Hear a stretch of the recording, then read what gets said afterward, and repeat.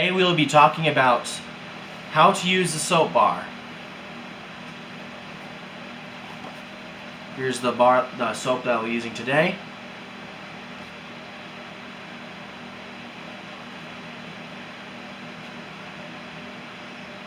Here you go.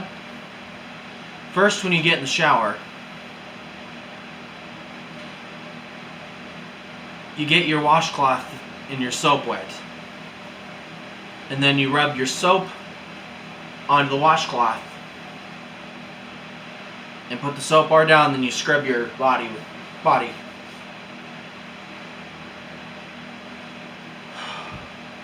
Either that or you can use your soap bar just like this.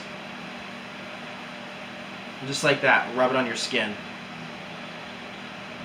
on your face, and anywhere on your body that you want to use this.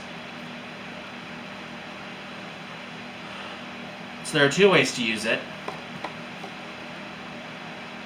There you go.